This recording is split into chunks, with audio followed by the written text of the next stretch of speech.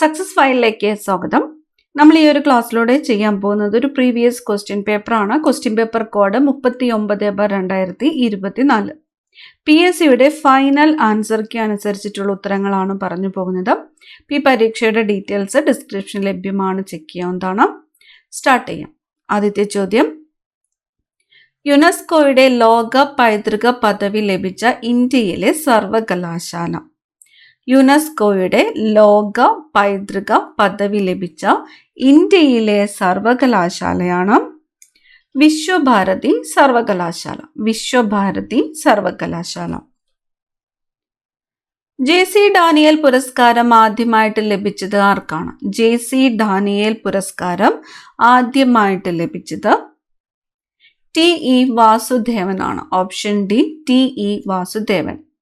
JC Daniel പുരസ്കാരം ആദ്യമായിട്ട് ലഭിച്ചത് TE Vasudevan.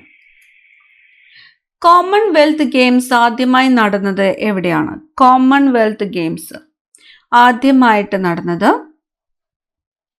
ഹാമിൽട്ടണിലാണ്. Hamilton. Commonwealth games ആദ്യമായിട്ട് നടന്നത് എവിടെയാണ്? ഹാമിൽട്ടൺ.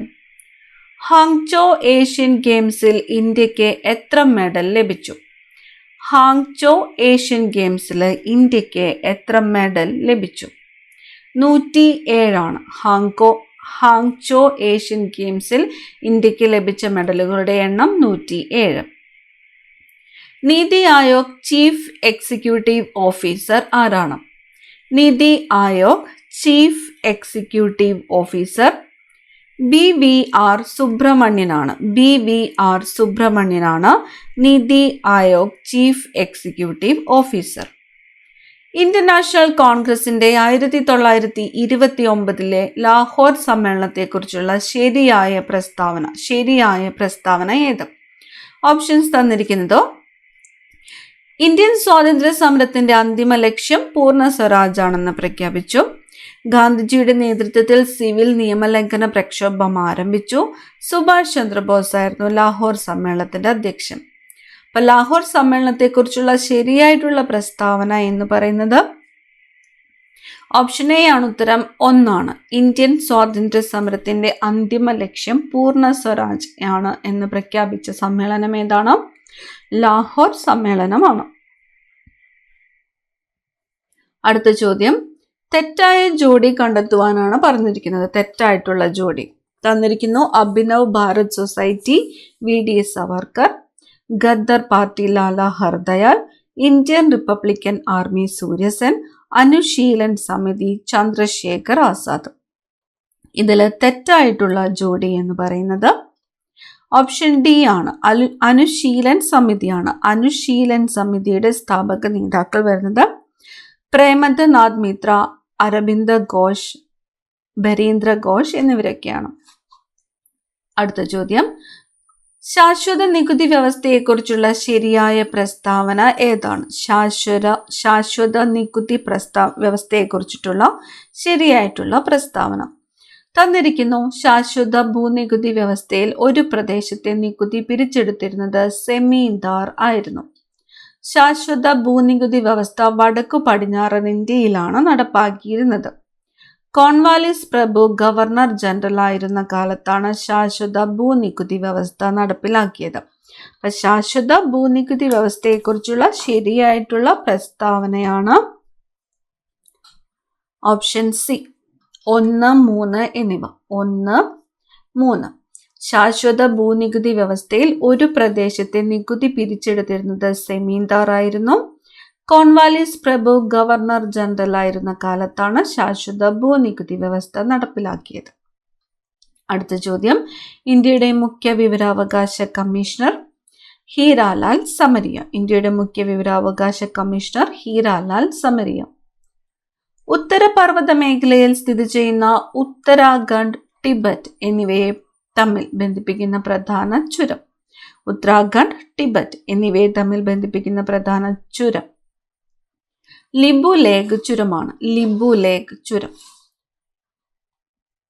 താഴെ തന്നിരിക്കുന്നവയിൽ ഹിമാലയൻ നദിയുമായിട്ട് ബന്ധപ്പെട്ട ശരിയായിട്ടുള്ള പ്രസ്താവന ഏത്? ഹിമാലയൻ നദി തന്നിരിക്കുന്നു. അതിവിസ്തൃതമായ വൃഷ്ടിപ്രദേശം, കഠിന ശിലകളായതിനാൽ ആഴം കൂടിയ താഴ്വരകൾ സൃഷ്ടിക്കപ്പെടുന്നില്ല. സമതലങ്ങളിൽ ഉൾനാടൻ ജലഗതാഗതത്തിന് സാധ്യത. താരതമ്യേന വിസ്തൃതി കുറഞ്ഞ വൃഷ്ടിപ്രദേശം. ഹിമാലയൻ നദിയുമായിട്ട് ബന്ധപ്പെട്ട ശരിയായിട്ടുള്ള പ്രസ്താവനയാണ്. ഉത്തരം വരുന്നത് ഓപ്ഷൻ ഡി ആണ്. 1, 3 എന്നിവയാണ് ഹിമാലയൻ നദിയുമായിട്ട് ബന്ധപ്പെട്ട ശരിയായിട്ടുള്ള പ്രസ്താവന. ചുവടെ തന്നിരിക്കുന്നവയിൽ മില്യൺ ഷീറ്റുകളുടെ തോത് ഓപ്ഷൻ ഡി ആണ്. 1:1 മില്യൺ. അടുത്ത ചോദ്യം, നവംബർ മുതൽ മാർച്ച് വരെയുള്ള ഇന്ത്യയിലെ കാർഷിക കാലാവസ്ഥ ഏതാണ്? നവംബർ മുതൽ മാർച്ച് വരെയുള്ള ഇന്ത്യയിലെ കാർഷിക കാലാവസ്ഥ റാബിയാണ്. റാബി. ഇടുക്കി കേരളത്തിലെ ഏറ്റവും വലിയ ജില്ലയാക്കുവാൻ കൂട്ടിച്ചേർത്ത വില്ലേജ് ഏതാണ്? കേരളത്തിലെ ഏറ്റവും വലിയ ജില്ല ഇപ്പോൾ ഏതാണ്? ഇടുക്കിയാണ്. ഇടുക്കി കേരളത്തിലെ ഏറ്റവും വലിയ ജില്ലയാക്കാനായിട്ട് കൂട്ടിച്ചേർത്ത വില്ലേജ് ആണ് ഇടമലക്കുടി വില്ലേജ്. അടുത്ത ചോദ്യം, പുറംപണി. ഔട്ട്സോഴ്സിംഗുമായിട്ട് ബന്ധമില്ലാത്തത് ഏത്? ഔട്ട്സോഴ്സിംഗുമായിട്ട് ബന്ധം ഇല്ലാത്തത് തന്നിരിക്കുന്നു. 1991 സാമ്പത്തിക പരിഷ്കാരങ്ങൾ, സേവന മേഖല, ആഗോളവൽക്കരണം, ഭൂപരിഷ്കരണം. ഔട്ട്സോഴ്സിംഗുമായിട്ട് ബന്ധമില്ലാത്തത് ഏതാണ്? ഓപ്ഷൻ ഡി ആണ് ഉത്തരം. 4 മാത്രമാണ്. 4 മാത്രം. ഭൂപരിഷ്കരണം. അടുത്ത ചോദ്യം, ഏഷ്യൻ ഗെയിംസ് 2023 ഇന്ത്യയുടെ മെഡൽ നില താഴെ തന്നിരിക്കുന്നതിൽ ശരിയായത് കണ്ടെത്തുക. Asian games 2023. ഓപ്ഷൻ എ ആണ് ഉത്തരം. 28 സ്വർണം, 38 വെള്ളി, 41 വെങ്കലം. 28 സ്വർണം, 38 വെള്ളി, 41 വെങ്കലം. ഇന്ത്യയുടെ ധാതു കലവറ എന്നറിയപ്പെടുന്ന പ്രദേശം ഏതാണ്? ഇന്ത്യയുടെ ധാതു കലവറ എന്നറിയപ്പെടുന്നത് ഛോട്ടാ നാഗ്പൂർ ആണ്. ഇന്ത്യയുടെ ധാതു കലവറ എന്നറിയപ്പെടുന്ന പ്രദേശം ഛോട്ടാ നാഗ്പൂർ. ഇന്ത്യയിലെ ആസൂത്രണ കമ്മീഷനുമായിട്ട് ബന്ധം ഇല്ലാത്തത് ഏത്? തന്നിരിക്കുന്നു. 1950 സ്ഥാപിതമായി നീതി ആയോഗ്, ഇന്ത്യൻ പഞ്ചവത്സര പദ്ധതികൾ, റിസർവ് ബാങ്ക്. ആസൂത്രണ കമ്മീഷനുമായിട്ട് ബന്ധമില്ലാത്തത് ഏതാണ്? റിസർവ് ബാങ്ക് ആണ്. Reserve bank. സപ്തർഷി എന്ന പദം താഴെ തന്നിരിക്കുന്നവയിൽ ഏതുമായിട്ട് ബന്ധപ്പെട്ടിരിക്കുന്നു? സപ്തർഷി. ഓപ്ഷൻ ബി ആണ്. 2023-24 യൂണിയൻ ബജറ്റാണ്. 2023-24 യൂണിയൻ ബജറ്റുമായിട്ട് ബന്ധപ്പെട്ടിരിക്കുന്നു സപ്തർഷി എന്ന പദം. അടുത്ത ചോദ്യം, താഴെ പറയുന്നവയിൽ ഭരണഘടനാ നിർമ്മാണ സഭയുമായിട്ട് യോജിക്കുന്ന പ്രസ്താവനകൾ. ഭരണഘടനാ നിർമ്മാണ സഭയിലേക്കുള്ള തെരഞ്ഞെടുപ്പ് നടന്നത് സാർവത്രിക പ്രായപൂർത്തി വോട്ടവകാശത്തിന്റെ അടിസ്ഥാനത്തിലാണ്. 1946 ക്യാബിനറ്റ് മിഷൻ പ്ലാൻ നിർദ്ദേശിച്ച മാർഗനിർദ്ദേശങ്ങൾക്കനുസരിച്ചാണ് ഭരണഘടനാ നിർമ്മാണ സഭ രൂപീകരിച്ചത്. ഭരണഘടനാ നിർമ്മാണ സഭയിൽ 25 വനിതാ അംഗങ്ങൾ ഉണ്ടായിരുന്നു. ഭരണഘടനയുടെ അന്തിമ കരട് രേഖ 1949 നവംബർ 26 അംഗീകരിച്ചു. ഉത്തരം വരുന്നത് ഓപ്ഷൻ ഡി ആണ്. 2ഉം 4ഉമാണ് ഭരണഘടനാ നിർമ്മാണ സഭയുമായിട്ട് യോജിക്കുന്ന പ്രസ്താവനകൾ.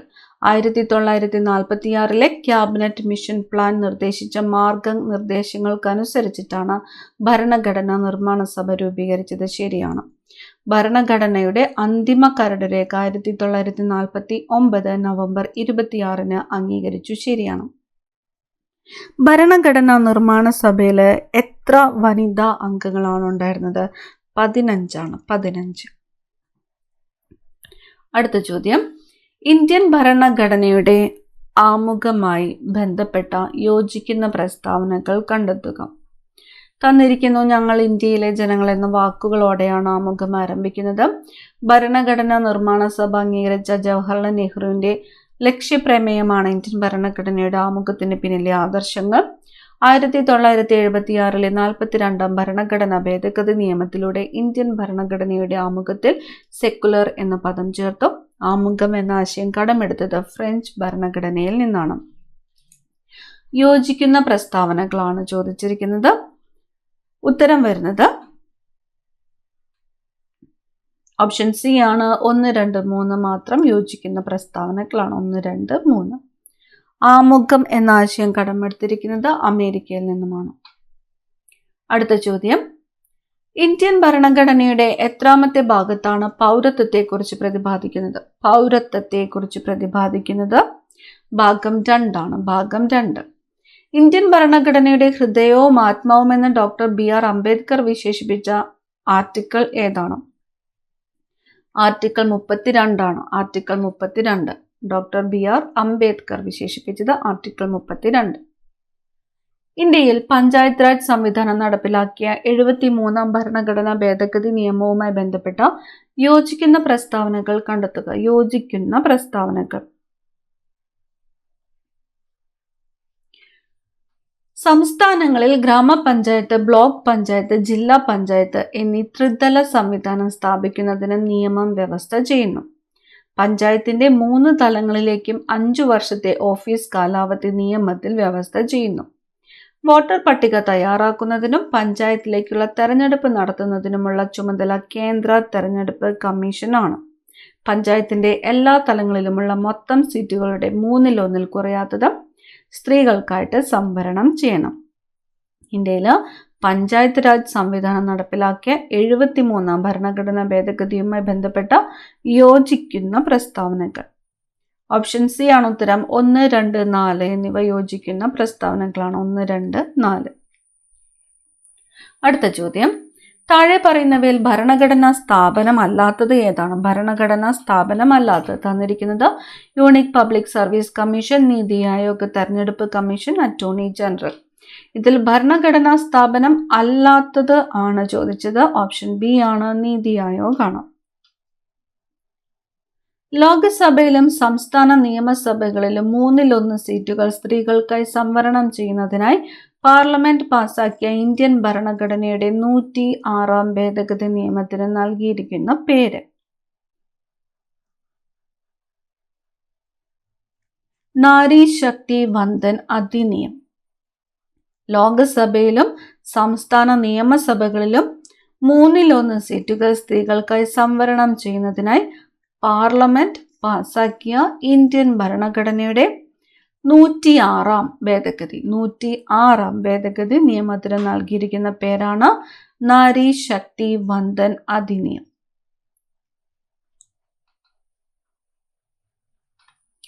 അടുത്ത ചോദ്യം, സംസ്ഥാന പബ്ലിക് സർവീസ് കമ്മീഷൻ അംഗങ്ങളെ നിയമിക്കുന്നത് ആരാണ്? സംസ്ഥാന പബ്ലിക് സർവീസ് കമ്മീഷൻ അംഗങ്ങളെ നിയമിക്കുന്നത് ഗവർണറാണ്. ഗവർണർ.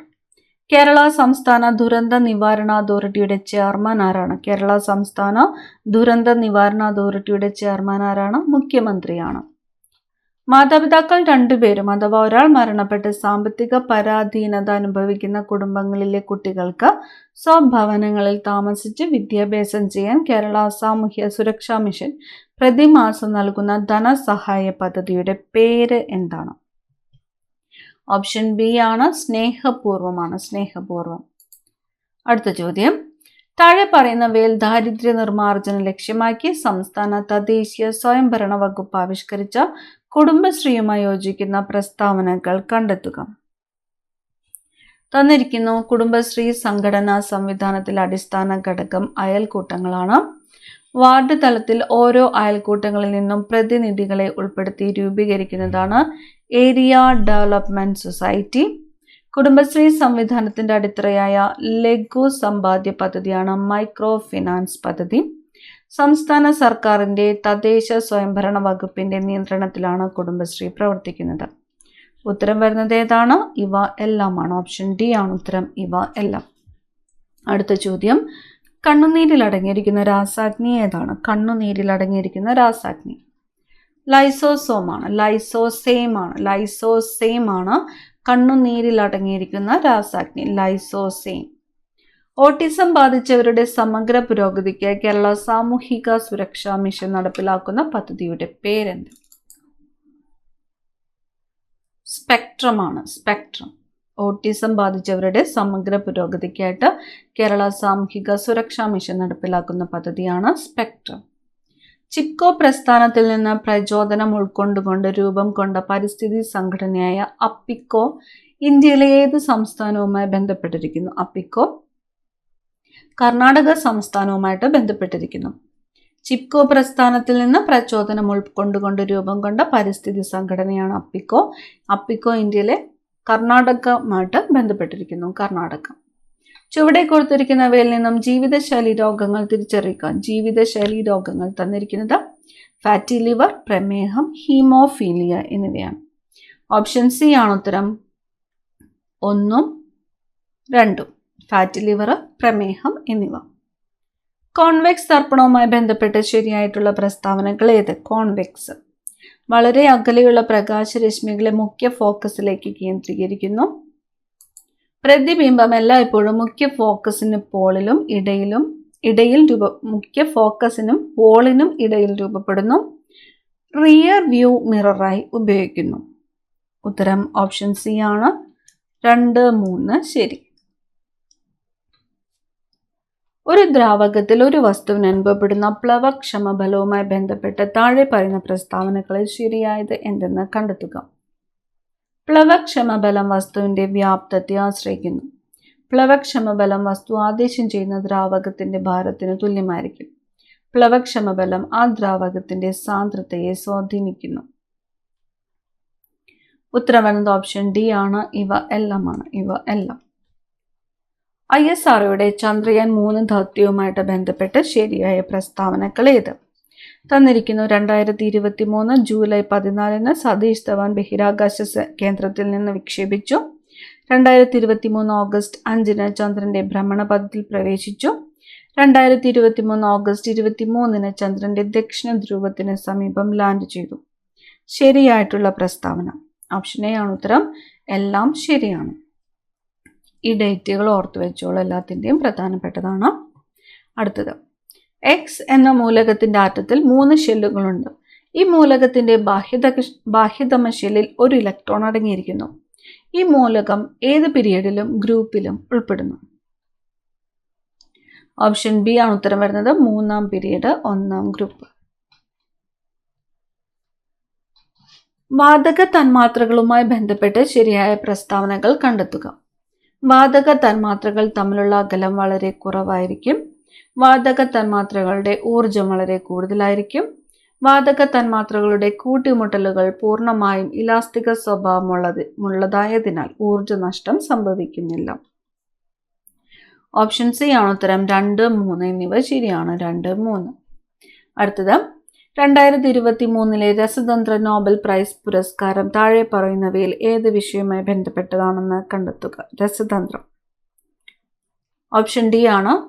ക്വാണ്ടം ഡോട്ടുകളുടെ കണ്ടുപിടുത്തവും അതിൻ്റെ സങ്കലനവും. ക്വാണ്ടം ഡോട്ടുകളുടെ കണ്ടുപിടുത്തവും അതിൻ്റെ സങ്കലനവും. 1-നും 100-നും ഇടയിൽ 7ന്റെ ഗുണിതങ്ങൾ എത്ര എണ്ണമുണ്ട്? ഇനി വരുന്നത് 10 മാത്സ് ചോദ്യങ്ങളാണ്. ഉത്തരം വരുന്നത് ഓപ്ഷൻ ഡി ആണ്. 14. മാത്സ് ക്വസ്റ്റ്യൻസ് ആൻസേഴ്സ് മാത്രമാണ് പറയുന്നത്. 42 എക്സ് എത്രയാണ് എന്ന് കണ്ടുപിടിക്കാനാണ്.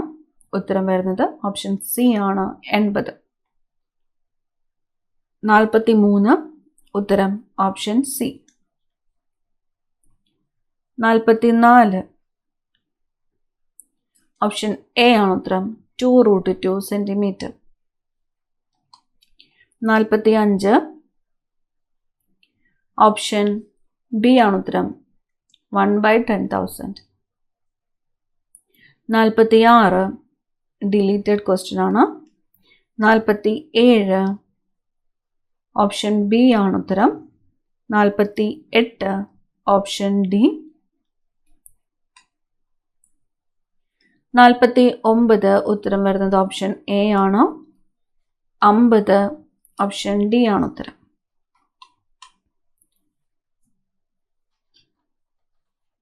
അടുത്തത്, ക്രിമിനൽ ബാധ്യതയിൽ നിന്ന് ഒഴിവാക്കേണ്ട കുട്ടിയുടെ പ്രായം എത്രയാണ്?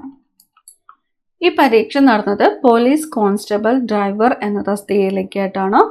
പിന്നെ വരുന്നത് പോലീസ് ഡിപ്പാർട്ട്മെന്റുമായിട്ട് ബന്ധപ്പെട്ട് പഠിച്ചിരിക്കേണ്ട സബ്ജക്ട് ക്വസ്റ്റ്യൻസ് ആണ്. WCPOയ്ക്ക് തയ്യാറെടുക്കുന്നവർ ഈ ക്വസ്റ്റ്യൻസ് പഠിക്കാം. സ്റ്റാർട്ട് ചെയ്യാം. ക്രിമിനൽ ബാധ്യതയിൽ നിന്ന് ഒഴിവാക്കേണ്ട കുട്ടിയുടെ പ്രായം എത്രയാണ്? ക്രിമിനൽ ബാധ്യതയിൽ നിന്നും ഒഴിവാക്കേണ്ട കുട്ടിയുടെ പ്രായം 7 വർഷത്തിൽ താഴെയാണ്. സ്വമേധയാ ഉള്ള ലഹരി ഒരു കുറ്റം നിയോഗിക്കുന്നതിന് ഒഴികഴിവില്ല. അടുത്ത ചോദ്യം, IPCയുടെ 97-ാം വകുപ്പ് സ്വത്തിന്റെ സ്വകാര്യ സംരക്ഷണത്തിനുള്ള അവകാശം ഇനി പറയുന്ന കുറ്റങ്ങളിലേക്കും വ്യാപിപ്പിക്കുന്നു. ഓപ്ഷൻ സി ആണ് മോഷണം, കവർച്ചയും. 16 വയസ്സിന് താഴെയുള്ള അവിവാഹിതയായ പെൺകുട്ടിയെ പിതാവിന്റെ സമ്മതമില്ലാതെയാണ് പ്രതി കൂട്ടിക്കൊണ്ടുപോയത്. പെൺകുട്ടിക്ക് 16 വയസ്സിന് മുകളിൽ പ്രായമുണ്ടെന്ന് വിശ്വസിച്ചാണ് പ്രതി കൂട്ടിക്കൊണ്ടുപോയത്. ഈ പ്രവൃത്തി നിയമവിരുദ്ധമായതിനാൽ നിയമപ്രകാരം പ്രതിരോധം നേടാനാവില്ല. കുറ്റാരോപിതന് വസ്തുതാപരമായ തെറ്റിനെ നന്നായി പ്രതിരോധിക്കാൻ കഴിയും. ഇത് വസ്തുതാപരമായ തെറ്റല്ലാത്തതിനാൽ പ്രതിക്ക് ഈ പ്രതിരോധം ഏറ്റെടുക്കാൻ കഴിയില്ല.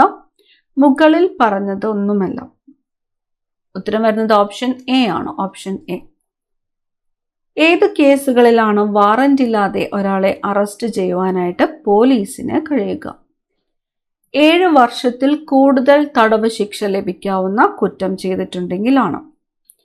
ക്രിമിനൽ പ്രൊസീജിയർ കോഡിന്റെ സെക്ഷൻ 2X പ്രകാരം വധശിക്ഷയോ ജീവപര്യന്തമോ അല്ലെങ്കിൽ ഡാഷ് വർഷങ്ങളിൽ കൂടുതലുള്ള തടവോ ആയ ഒരു കുറ്റവുമായി ബന്ധപ്പെട്ടതാണ് വാറന്റ് കേസ്. 2 വർഷം. അടുത്തത് ഡിലീറ്റഡ് ക്വസ്റ്റ്യൻ ആണ്. തെളിവ് നിയമത്തിലെ വകുപ്പ് 32(4) പ്രകാരം പ്രഖ്യാപനത്തിൽ എന്താണ് ഉൾപ്പെടുന്നത്? ഓപ്ഷൻ എ ആണ് പൊതു അവകാശങ്ങളും ആചാരങ്ങളും സ്വീകാര്യമാണ്. തെളിവ് നിയമത്തിലെ സെക്ഷൻ 45 പ്രകാരം ഒരു വിദഗ്ധന്റെ അഭിപ്രായം പിന്തുണയ്ക്കുന്നതും സ്ഥിരീകരിക്കുന്നതുമായ സ്വഭാവമാണ്. 2011 കേരള പോലീസ് ആക്ട് പ്രകാരം പബ്ലിക് ഓർഡറിന്റെയോ അപകടത്തിന്റെയോ ഗുരുതരമായ ലംഘനത്തിന് കാരണമായതിന് പിഴ ചുമത്തുവാനുള്ള സാഹചര്യം. ലഹരിക്ക് അടിമപ്പെട്ട് പൊതുസ്ഥലങ്ങളിൽ പ്രശ്നങ്ങൾ ഉണ്ടാക്കിയാൽ പോലീസിനെയോ അഗ്നിശമന സേനയോ മറ്റു ആവശ്യ സേവനത്തെയോ തെറ്റിദ്ധരിപ്പിക്കാൻ ബോധപൂർവം തെറ്റായ പ്രചരണങ്ങൾ നടത്തിയാൽ 18 വയസ്സിന് താഴെയുള്ളവർക്ക് എന്തെങ്കിലും ലഹരി വസ്തുക്കൾ നൽകുകയോ വിൽക്കുകയോ ചെയ്താൽ. ഉത്തരം വരുന്നത് ഓപ്ഷൻ ഡി ആണ്. മുകളിൽ പറഞ്ഞവ എല്ലാം. കമ്മ്യൂണിറ്റി പോലീസിംഗ് ഏത് പ്രസ്താവനയാണ് തെറ്റെന്ന് കണ്ടെത്തുക?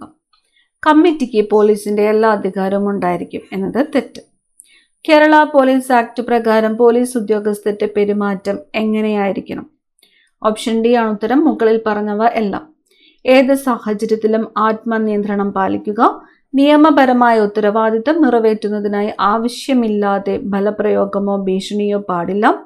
കുറ്റകൃത്യങ്ങളുടെ ഇരകളോട് പ്രത്യേക അനുഭാവം പ്രകടിപ്പിക്കുകയും സ്ത്രീകൾ, കുട്ടികൾ, മുതിർന്ന പൗരന്മാർ, ഭിന്നശേഷിക്കാർ എന്നിവരുടെ പ്രത്യേക ആവശ്യങ്ങൾക്ക് അർഹമായ പരിഗണന നൽകുകയും ചെയ്യുക.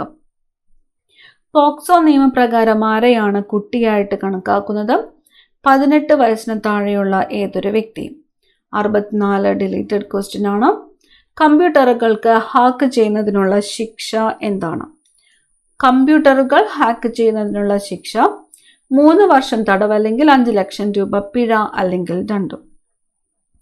മുൻകൂർ അനുമതിയില്ലാതെ കമ്പ്യൂട്ടർ ആക്സസ് ചെയ്യുന്നത് ഡാഷ് പ്രകാരം വരുന്ന ഒരു സൈബർ കുറ്റകൃത്യമാണ്. വകുപ്പ് 66 ആണ്. 2005 വിവരാവകാശ നിയമത്തിന് കീഴിലുള്ള വിവരങ്ങൾ എന്നതിന്റെ നിർവചനത്തിൽ താഴെ പറയുന്നവയിൽ ഏതാണ് ഉൾപ്പെടാത്തത്? ഓപ്ഷൻ സി ആണ്. പ്രോസസ് സമയത്ത് നോട്ടിങ്ങുകൾ ഫയൽ ചെയ്യുക. വിവരാവകാശ നിയമത്തിന്റെ 2005 സെക്ഷൻ 8(1) പ്രകാരം central of state public information ഓഫീസർക്ക് വെളിപ്പെടുത്തലിൽ നിന്ന് ഒഴിവാക്കപ്പെട്ട വിവരങ്ങൾ വെളിപ്പെടുത്താവുന്നതാണ്. ഓപ്ഷൻ എ ആണ് ഉത്തരം. പ്രസ്താവന ശരിയാണ്. 1985 narcotic drugs and psychotropic substances ആക്ടിന്റെ സെക്ഷൻ 25 എന്താണ്? ഒരു കുറ്റം ചെയ്യാൻ സ്ഥലവും മറ്റും അനുവദിച്ചതിനുള്ള ശിക്ഷ. അടുത്ത ചോദ്യം, 1985 narcotic drugs and psychotropic substances ആക്ടിന്റെ ഏത് വകുപ്പാണ് മുൻ ശിക്ഷയ്ക്ക് ശേഷമുള്ള കുറ്റകൃത്യങ്ങൾക്കുള്ള വർദ്ധിച്ച ശിക്ഷയെക്കുറിച്ച് പറയുന്നത്? ഓപ്ഷൻ ബി ആണ്. 1985 narcotic drugs and psychotropic substance ആക്ടിന്റെ സെക്ഷൻ 31.